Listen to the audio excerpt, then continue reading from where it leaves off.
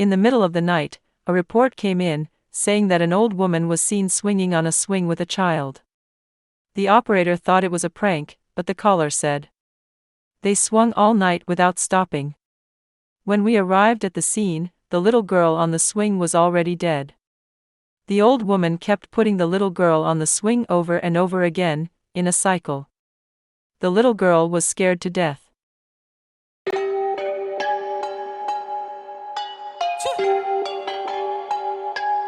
Chapter 1. Received a report at midnight, arrived at the scene. The little girl was still swinging back and forth on the swing, while the old lady silently pushed from behind. There was no communication between the two, only the mechanical sound of the swing could be heard. What was initially a heartwarming scene turned eerie. "Ma'am, please stop and cooperate with the investigation." My voice wasn't low, but the old woman remained expressionless, as if she hadn't heard. Something seemed off, so I quickly walked over, grabbing the old woman's slightly cold hand. While my colleagues stopped the swing, we finally saw the face of the little girl. Pale, contorted, as if she had been greatly frightened. The little girl's limbs were stiff, and she had already stopped breathing. The old woman next to her had a strange demeanor. As if just waking up from a dream, she began to mutter and tried to break free from my grasp. "What are you doing? Why aren't you letting my granddaughter play on the swing?"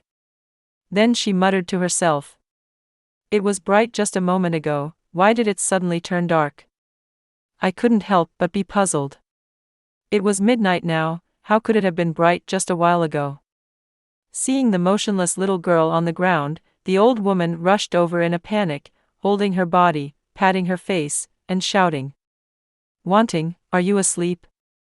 Wanting, wake up quickly, don't scare Grandma." Seeing no response from the little girl, she cried out in distress. "My granddaughter, how can I explain this to your father?" My colleagues and I exchanged glances. This woman seemed to be the little girl's grandmother. This case was too bizarre, so we took her back to the police station for further questioning. Chapter 2. The identity of the deceased has been confirmed as Lee Wanting, 10 years old, the granddaughter of the old woman. The exact cause of death is still pending further confirmation by the forensic examiner. I asked the old woman to explain in detail what happened. She said, "Today in the evening, I brought our granddaughter here to play on the swing. We had just started playing when you showed up." At this point, she appeared very sad, tears streaming down her face. How did my granddaughter suddenly disappear? I observed her every move closely, and she didn't seem like she was lying. But she said they played for nearly 6 hours. I pondered, the old woman in front of me might not be mentally sound.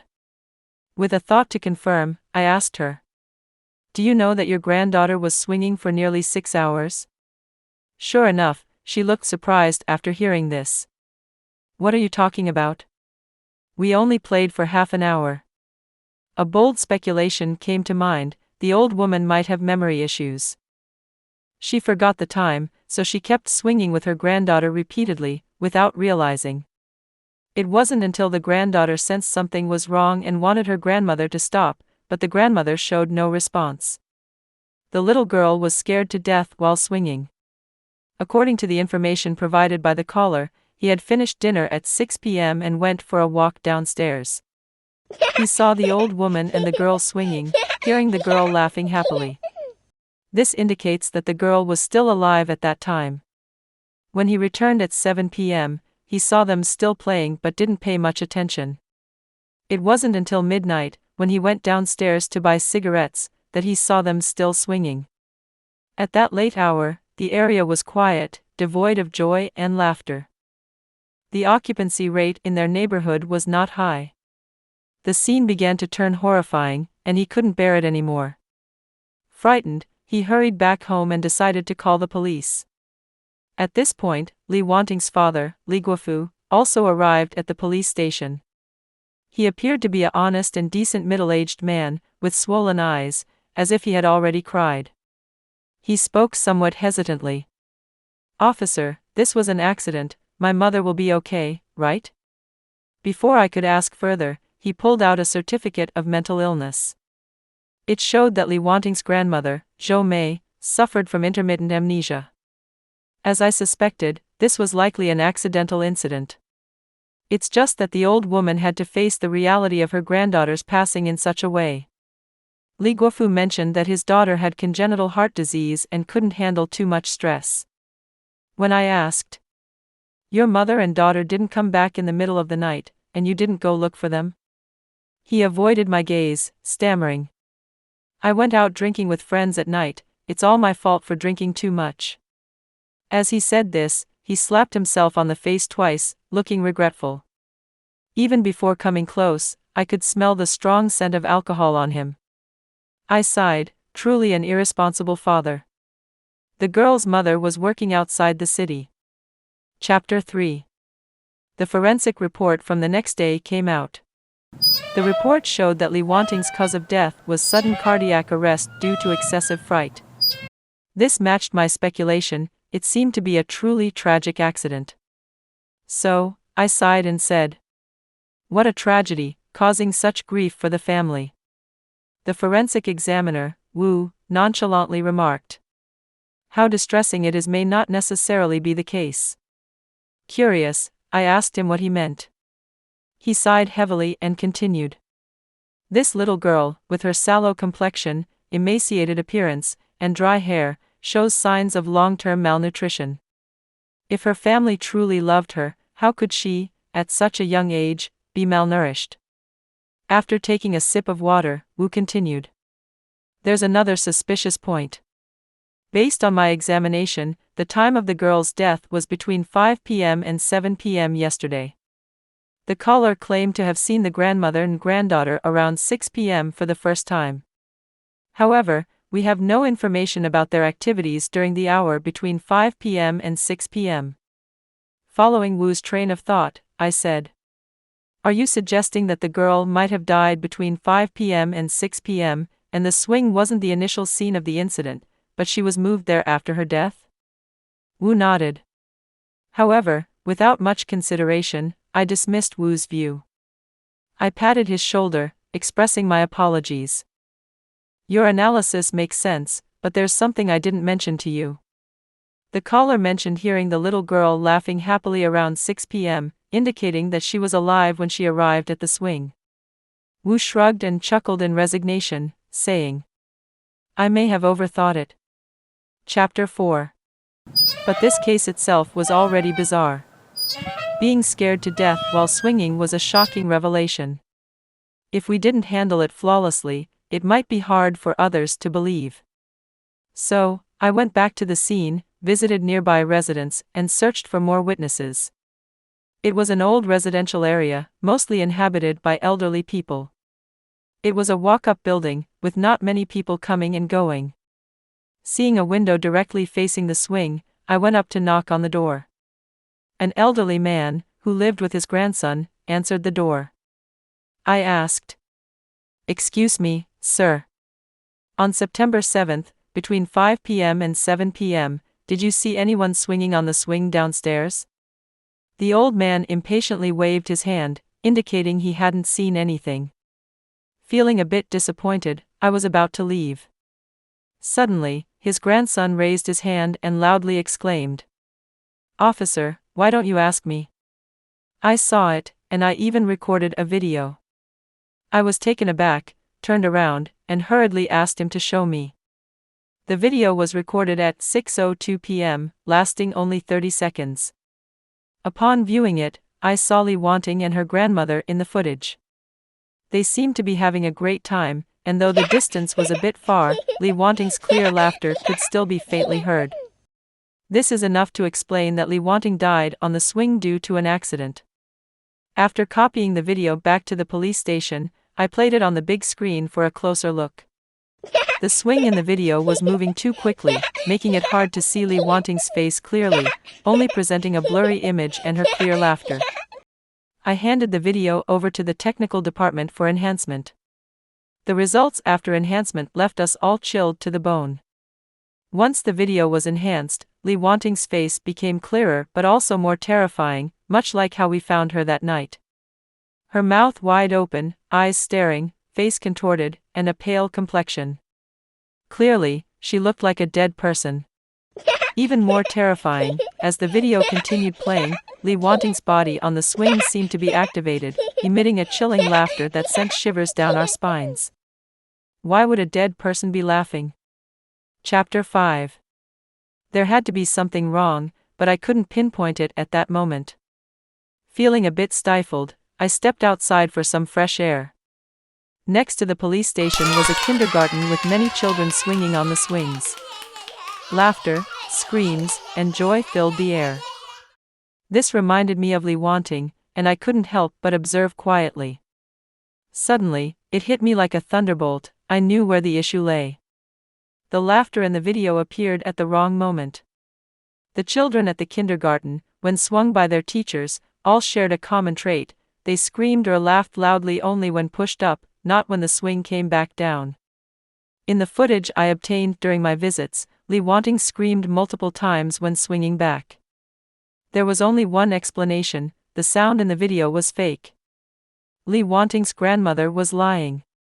I fetched Lee Wanting's grandmother's phone, an old smartphone from 10 years ago, lagging and slow to respond.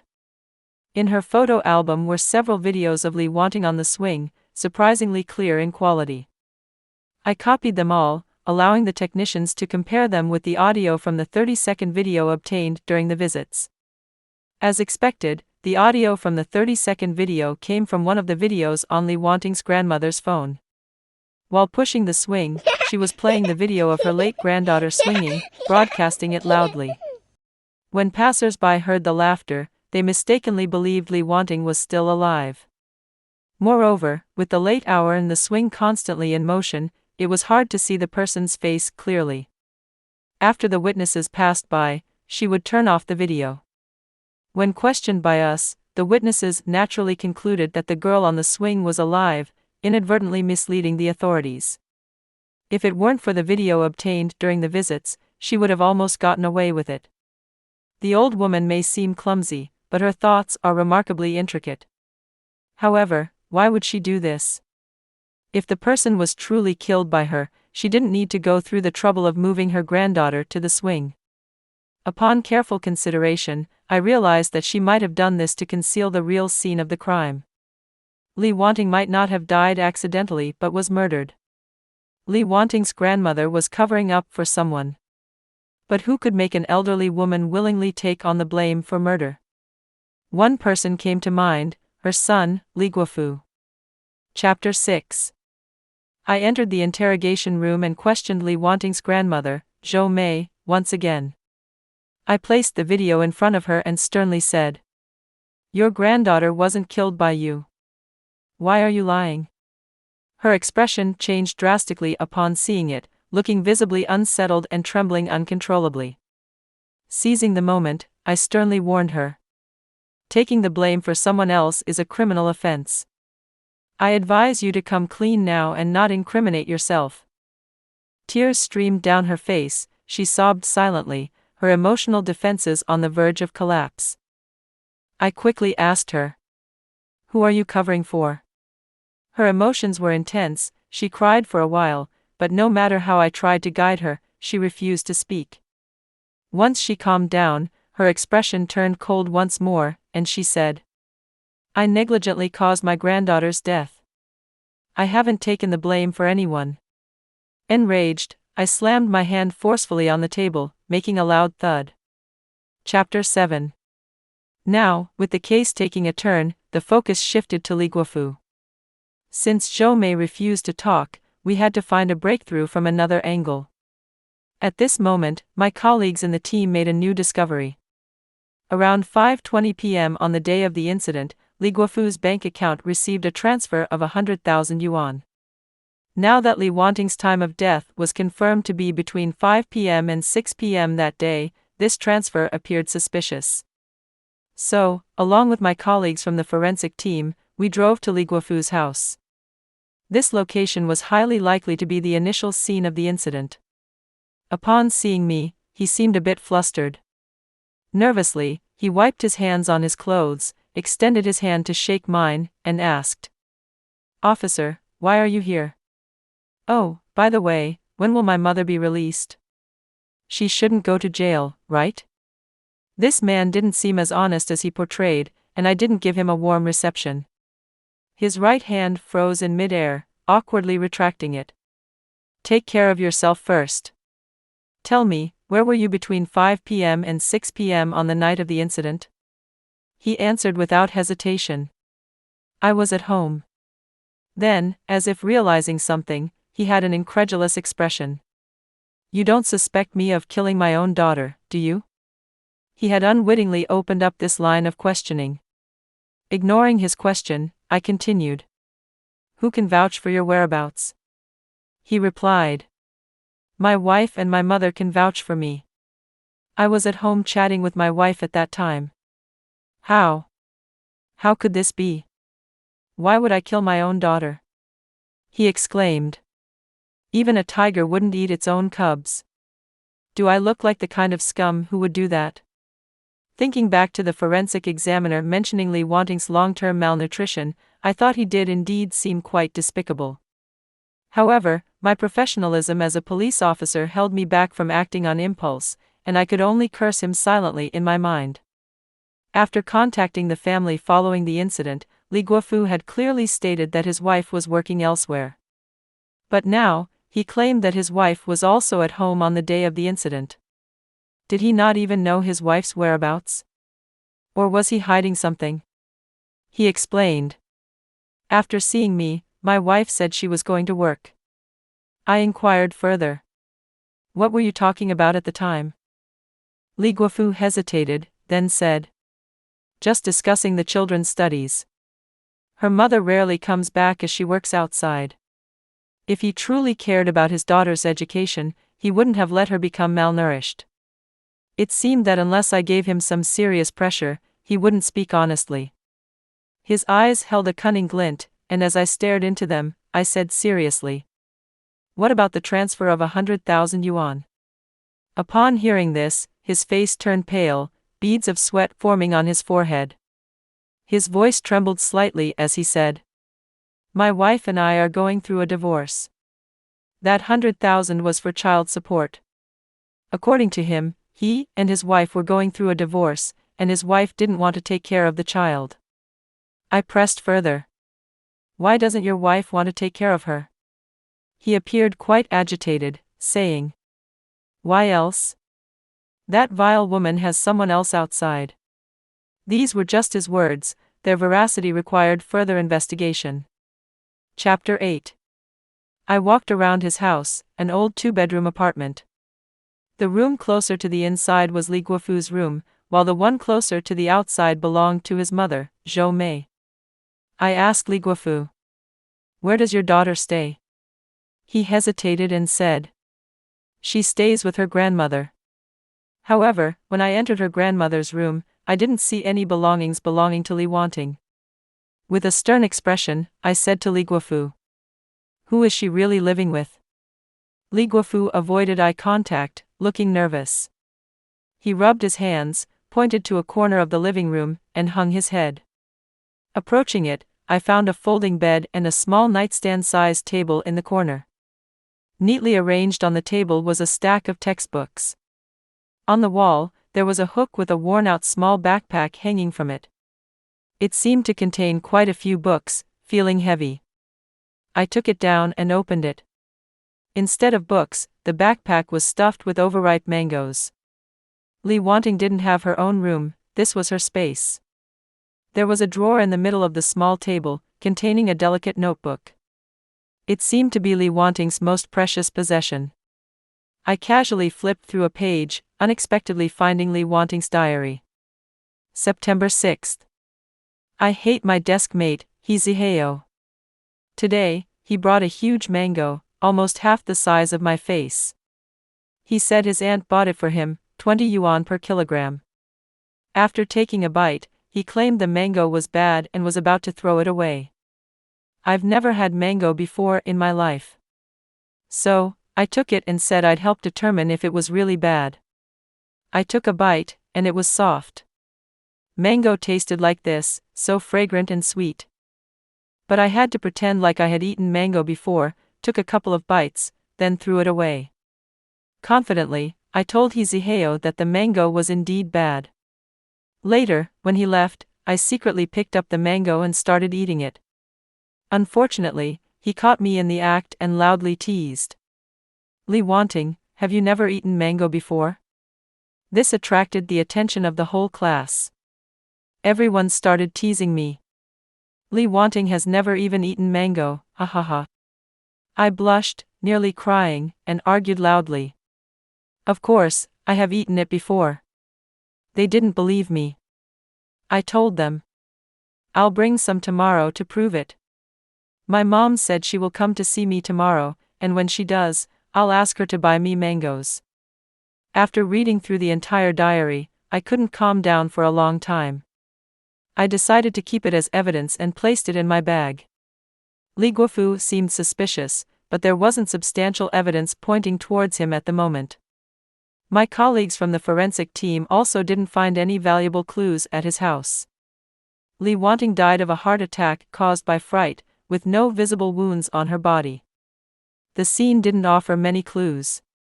If she died at home, the key to solving the case was finding out the real reason she was frightened. Li Wanting wasn't welcomed at home, with the favoritism towards males still prevalent.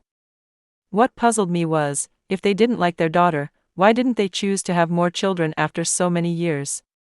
In families favoring males over females, a combination of a brother and 3 or 4 sisters wasn't uncommon. Yet, Li Wanting was an unloved only child. Chapter 9. According to Li Guofu's confession, Li Wanting's mother was also present at the scene that night. In the days following her daughter's death, she hadn't shown her face. Leaving Li Guofu's house, we went directly to Li Wanting's mother's residence. Surprisingly, she lived in an upscale neighborhood in the county. As soon as I knocked, a well-dressed middle-aged woman came to open the door and welcomed us inside. It seemed like she had been expecting our visit. She led me to the sofa in the living room and asked my colleagues and me to sit. Politely, she said, "Hello, I'm Zhang Hui, Li Wanting's mother." Suddenly, a boy around 10 years old emerged in the room and said affectionately, "Auntie, I've finished my homework, can you take me to the playground now?" Zhang Hui turned around, looking fondly at him, and said, "Ziheo, play by yourself for a bit, Auntie will join you soon." The name sounded familiar, so I asked, "What's his last name?" Zhang Hui replied, "He's surnamed He, called He Ziheo." I nodded thoughtfully. Zhang Hui lived in this upscale neighborhood, but the boy just now called her Auntie Zhang Hui. This house clearly wasn't hers. Returning to the case, I picked up a cup of tea, took a sip, and asked Zhang Hui, "Your daughter passed away. Why haven't you gone to see her?" She looked embarrassed. After a moment of thought, she said, "She's already gone, what's the use of seeing her now?" It sounded cold-hearted, but it made some sense. I continued to question her expressionlessly. "On the day of the incident, between 5 p.m. and 6 p.m., where were you?" Without much thought, she replied, "I was at Li Guofu's house that day, discussing our divorce." This aligned with Li Guofu's confession. I asked her to be more specific, to elaborate on their conversation. After a moment of silence, she began. "I told him I wanted a divorce, but he disagreed. I offered to leave with nothing and an additional 100,000 as my daughter's maintenance fee, letting her go to him. He said he'd agree if I transferred him the money now, so I sent him 100,000. Zhang Hui didn't want her daughter probably because she had a new family now. Her daughter had become a burden to her, and she planned to cut ties with her forever. Willing to leave with nothing probably stemmed from her guilt over an affair and her current family's decent financial situation. And then? He's a scoundrel. After receiving the money, he changed his mind, saying I gave too little and demanded 200,000. Of course, I refused. He's just a despicable person. I was so angry I just left." In Li Guofu's confession, he didn't mention this matter. I raised my head, gazing into her eyes. "What time did you leave?" She seemed uncomfortable under my stare, and with uncertain tones, she said. Around 5:30, I guess. When you left, where was Li Wanting? She was in the living room doing her homework. If Zhang Hui's account was accurate, then Li Wanting's time of death could be confirmed to be within that 30-minute window from 5:30 to 6 o'clock. Do you know how Li Wanting died? I asked, locking eyes with her intently. She seemed uneasy under my gaze, involuntarily touching the jade pendant on her chest. Her lips trembled, as if she wanted to speak but hesitated. At that moment, her phone suddenly rang, indicating a message. She glanced at it briefly, then put it down. Her expression returned to normal, looking at me with a hint of confusion. My daughter wasn't killed by that lunatic grandmother on the swing, right? I shook my head.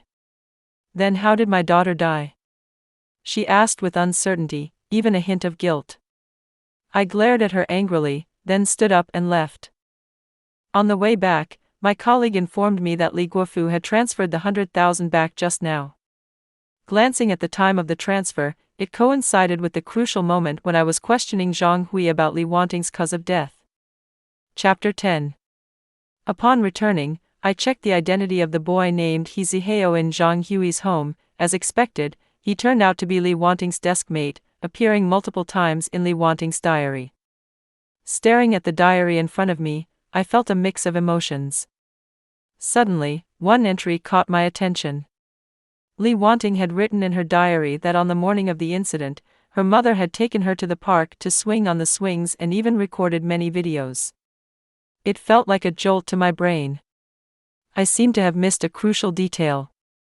Li Wanting's grandmother, unwilling to let her granddaughter sleep in a room but choosing a folding bed in the living room, how could she have taken her to the park to swing? It didn't make sense. Where did Li Wanting's grandmother get the swing videos on her phone? There was only one answer. It was Li Wanting's mother. She must have transferred videos from her phone to Li Wanting's grandmother's phone. At the time when I was checking Li Wanting's grandmother's phone, should have realized this. Her grandmother was using an old smartphone from 10 years ago, which wouldn't have been capable of recording such high-quality videos. Therefore, Li Wanting's mother was involved in the entire incident. She not only knew the truth but might have been the real culprit behind Li Wanting's death. Thinking about this, I couldn't help but feel furious and saddened for Li Wanting. The next day, with a mix of emotions, I decided to pay Zhang Hui another visit. Seeing her again, she seemed notably colder, a hint of impatience on her face. "Officer, I've said everything I needed to say yesterday," I firmly told her. "You're lying." She turned away, remaining silent. My anger wasn't due to Zhang Hui's deception but because she had betrayed a sincere heart. Li Wanting might have been a burden to all of you, but to her, you were everything. Zhang Hui stood there frozen, seemingly not understanding why I would say such words. I took out the thin yet heavy diary from my bag and handed it to Zhang Hui with solemnity. Taking it, she seemed to find it familiar and murmured to herself, "Isn't this the diary I gave to my son Zihao?" She then turned to the first page. Chapter 11. April 5th. Today was delightful. My desk mate He Zihao gave me a beautiful notebook. He accidentally dropped it, and it got a bit wet with dirty water on the cover. He didn't want it anymore, so he gave the notebook to me. It's so beautiful. April 30th. He Zihao's aunt bought him new clothes again, and he boasted to me that they cost 500 yuan. I can buy 2 pieces of clothing for 50 yuan each. In the summer, I only have 2 outfits, swapping between them. If the weather is bad and the clothes aren't dry, I have to wear them for another day. But I don't envy him because my clothes were bought by my mom. She works outside, and earning money must be very hard. May 9th. After school today, I saw He Zihao's dad picking him up again. There was a woman in the car who looked a lot like my mom. But my mom works outside, so how could she be in the car? I miss my mom. June 1st. Today is Children's Day, and we have half a day off. When I got home, both Dad and Grandma weren't there. They forgot about me as they went out for a wedding banquet and only returned the next day. I slept in the hallway all night. The next day, I woke up feeling dizzy and hungry, but I didn't dare to tell Dad. I can't afford to get sick. June 20th. Hiziheo gave me a lot of snacks to eat. He said they were imported snacks his aunt bought for him, but he couldn't finish them, and they were all expired. The taste was a bit odd, but they were still delicious. September 7th. Today is the happiest day of my life because my mom came to see me. In the morning, Mom took me to the park to swing on the swings and recorded many videos of me. I couldn't swing high by myself before, but today with Mom there, I flew really high. Mom even took me shopping for clothes. I told Mom, I already have 2 outfits, that's enough for me. I actually said this on purpose. I knew Mom would buy me something. Yesterday, I promised my classmates that I would bring mangoes to school. I didn't dare ask Mom to buy me mangoes, fearing she would be upset. So, I said it that way. After a while, Mom indeed asked me, "What would you like to eat?" Hearing this, I wanted to jump for joy. I quickly told Mom, "I want to eat mangoes. I'm really a little clever one." Mom really took me to buy mangoes, 5 kilograms for 10 yuan. I didn't want Mom to spend too much money, so I bought slightly discounted mangoes that were a bit dark. Back at home, I stuffed them all into my backpack. When I went to school, I shared them with my classmates. 1 for each person, with 2 left. 1 for Dad, and 1 for Grandma. They wouldn't mock me anymore. When I grow up, I must earn a lot of money. This way, Mom won't have to work anymore and can be with me every day. Chapter 12. After reading the entire diary, Zhang Hui seemed completely drained.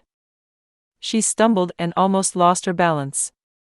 I reached out to support her, guiding her to the sofa. My voice choked up a bit. Li Wan lived a life where her father didn't care, her grandmother didn't love. She was easily satisfied, needing just a little sweetness to fill her heart. You were someone who gave her a bit of sweetness, the closest person to her in this world. After her death, if you can't even give her justice, then why did you choose to bring her into this world? Zhang Hui broke down emotionally, crying heartbreakingly. My good daughter, Mom is sorry. I deserve to die. She finally spoke, revealing the ultimate truth. Chapter 13. Zhang Hui's confession. After I married Li Guofu, we couldn't have children. After visiting the hospital, it was determined that the issue was with him. His mother cared more about appearances than anything else and didn't want any gossip. So she came up with a terrible idea. One day, she mysteriously brought me a bowl of soup, claiming it was a fertility broth. I didn't believe in such things, but Li Guofu was beside me urging me to drink it quickly. Reluctantly, I drank it. After finishing it, she took me to a small hotel where a stranger was waiting for me. Once inside, she closed the door, and I instantly understood her intentions. Later, I became pregnant. His mother claimed the soup was specially sought after and very effective. If you drank it before doing the deed, you'd definitely have a chubby boy. Little did we know, on the day of delivery, I gave birth to a daughter. From that moment on, chaos ensued in the family. All the resentment of the entire family was directed towards the daughter. Because of this daughter's arrival, misfortune entered the household. Later, I went out to work, not wanting to stay in that house for a moment longer. Who would have known that a year ago, I met the man from that day at the small hotel. His name was Hyong. That day, he was driving a rather luxurious car and immediately recognized me. He said that he had fallen in love with me at first sight. It's just that his wife was still alive at the time, and societal pressures prevented us from being together. Now that his wife had also passed away, he wanted me to continue our relationship. Li Guofu and I had long been estranged, and divorce was inevitable. I didn't think too much about it and moved in with Hyong. I thought it was fate. Li Wan was his biological daughter, and we could raise her together, becoming a real family. I didn't expect his outright rejection. He said, "She's a jinx. Think about it, ever since she was born, your family fell apart, my wife soon fell ill and died, and my business suffered for 2 years. How can you dare to bring someone like that into our home? Besides, I already have a son now. You should focus on building a good relationship with him. If you want more children, we can have another one later. But not now, especially not a girl, it's bad luck." I had no choice but to abandon her. The county wasn't large, and my relationship with Yeong was soon discovered. That day when I went to ask Lee Guofu for a divorce, he and his mother vehemently objected, feeling that it would tarnish their reputation. It was only when I said I wanted nothing, would leave with nothing, and offered him 100,000 as maintenance that he softened. But after he took the money, he changed his mind again, demanding 20,000. I was furious and humiliated him before leaving. "You're worthless, not even worth a strand of hair compared to Yeong. Your wife ran off with someone, and now you want someone else to raise your daughter." As I walked away, I suddenly heard my daughter's screams. "Mom, I'm scared." I hurried back, only to see Lee Guofu, this madman, straddling my daughter, tearing at her clothes. His eyes were bloodshot, like a wild beast, muttering, "You slept with my wife, so I'll sleep with your daughter." When I pulled him off, my daughter had already stopped breathing. She was scared to death by Lee Guofu. Shaking uncontrollably in fear, I took out my phone to call the police. Seeing the lifeless body in front of him, Lee Guofu finally realized the gravity of his actions. He snatched my phone, knelt down, and begged me not to call the police. He said, "As long as you don't call the police, I'll never bother you again and agree to divorce you immediately." I was in turmoil, not knowing what to do. Seeing my hesitation, he said to me, "Isn't it better now that she's gone? Haven't you noticed that all our misfortunes started with her? Now that she's gone, it's better for all of us, isn't it?" Confused and under his influence, I truly didn't choose to call the police. I admit I was selfish. At that moment, all I thought was that with her gone, all conflicts would vanish, and everything would be fine again. Lee Guofu also had something to fear from me. He wouldn't dare to harass me. I could start a whole new life. But with the body still there, it would inevitably be discovered during a police investigation. So, I came up with an idea. His mother had occasional memory lapses, and everything stemmed from her actions. It was only fitting for her to take the blame. Lee Guofu had resented his mother for many years, blaming her for the terrible idea she had back then. His mother felt guilty and agreed without hesitation. I took the video of my daughter swinging in the morning on my phone and transferred it to her phone. I told her, "You took my daughter to the swings in the neighborhood without my knowledge and started recording. When someone passes by and sees it, stop the recording. Keep the swing going until the police arrive." I also said, "When the police ask, pretend to have amnesia and remember nothing. You won't be detained for long." I thought that once the situation was resolved, we could all have a fresh start. We could pretend she had never been there, and nothing had happened. Chapter 14. After Zhang Hui finished her confession, she kept slapping herself. Until her lips bled, she kept repeating, "I'm not human, I'm sorry to my daughter." Shortly after Zhang Hui confessed, Lee Guofu also admitted to his crimes. He said that on that day, Li Wanting ran into his room, holding a mango and happily said to him, "Dad, this mango is so sweet." Seeing the smile on Li Wanting's face, resembling her mother's, he interpreted it as mockery. Hatred instantly blinded his eyes. The most frequent sentence Zhou Mei uttered in prison was, "If only she was a boy." Li Wanting lived her life walking on thin ice. Her birth seemed to carry original sin, and no one liked her. With Li Wanting's death, it was as if everyone suddenly found relief. Lee Guofu no longer had to raise someone else's daughter. Zhou Mei no longer had to live in her son's resentment. Zhang Hui no longer had to worry about her daughter affecting her new family. They all believed in a brighter future for themselves. Except for Li Wanting, she was like a weed, forgotten once gone. In an unnoticed corner, with no protection, growing against the wind, but ultimately unable to see her own spring.